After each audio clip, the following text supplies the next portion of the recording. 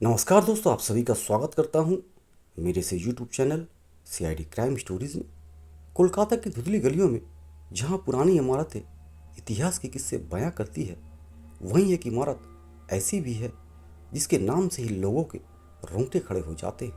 पुतुलवाड़ी house. यह दशकों से परित्यक्त और भूतिया मानी जाती है, जिसके बारे में कहा जाता है कि यहाँ गुड़ियों की आत्माएं भटकती है।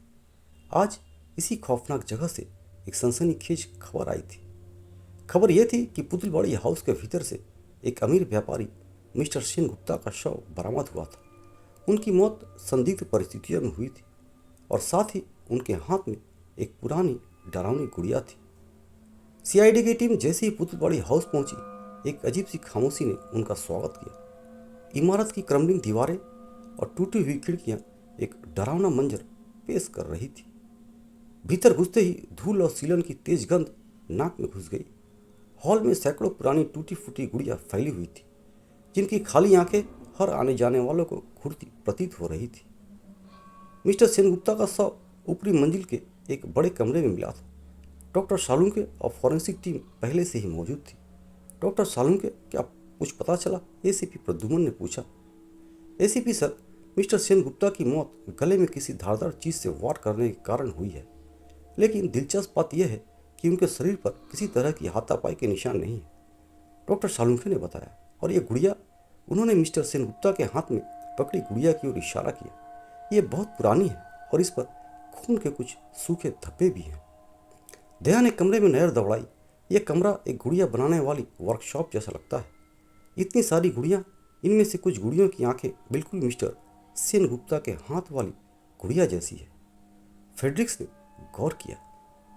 डॉक्टर सालुंके की फॉरेंसिक रिपोर्ट के बाद टीम को पता चला कि गुड़िया पर लगा खून मिस्टर सेनगुप्ता का नहीं था, ये किसी और का था और काफ़ी पुराना था। इस सुराग की जांच को एक नई दिशा दी। इसका मतलब है कि हत्यारा मिस्टर सेनगुप्ता के गुड़िया के साथ यहाँ लाया होगा, या ये गुड़िया यहाँ किसी पुराने अपराध से जुड़ी है, एसीपी प्रद्युमन ने तर्क दिया। इंस्पेक्टर विजित ने लोकल रिकॉर्ड की छानबीन की और पुतुलवाड़ी हाउस के इतिहास के बारे में कुछ चौंकाने वाली जानकारी मिली। यह इमारत एक सदी पहले एक प्रसिद्ध गुड़िया बनाने वाले परिवार की थी।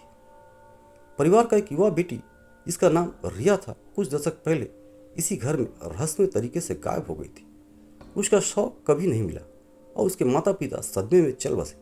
रिया को गुड़ियों से बहुत प्यार था और उसकी पसंदीदा गुड़िया ठीक वैसे ही थी जैसे मिस्टर सेनगुप्ता के हाथ में थी। सीआईडी की टीम ने मिस्टर सेनगुप्ता के बैकग्राउंड की जांच की। पता चला कि वो पुराने आर्टिफैक्ट्स और एंटीक वस्तुओं के शौकीन थे।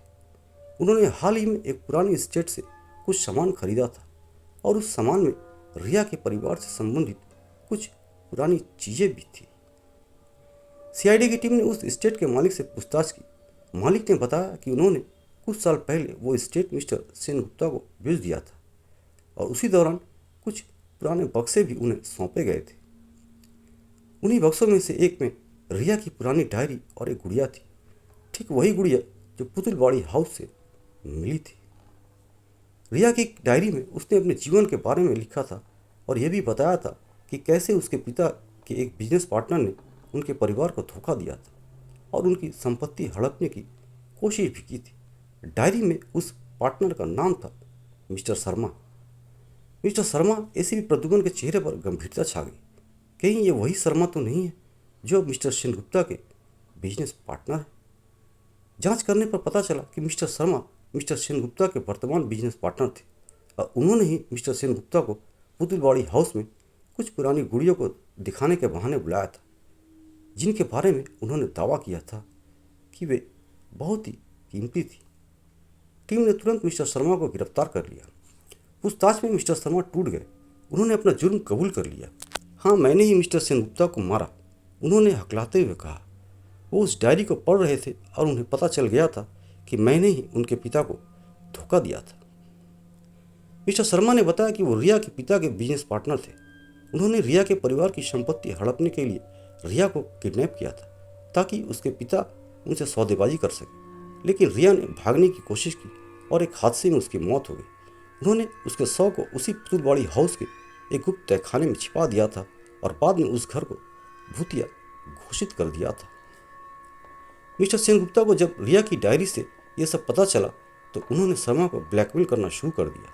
शर्मा को लगा कि उनका राज खुल जाएगा, इसीलिए उन्होंने मिस्टर सेनगुप्ता को पुतुलबाड़ी हाउस में बुलाया और रिया की गुड़िया से ही वार कर उनकी हत्या कर दी ताकि यह एक भूतिया हत्या लगे। पुतुलबाड़ी हाउस का रहस्य सुलझ चुका था।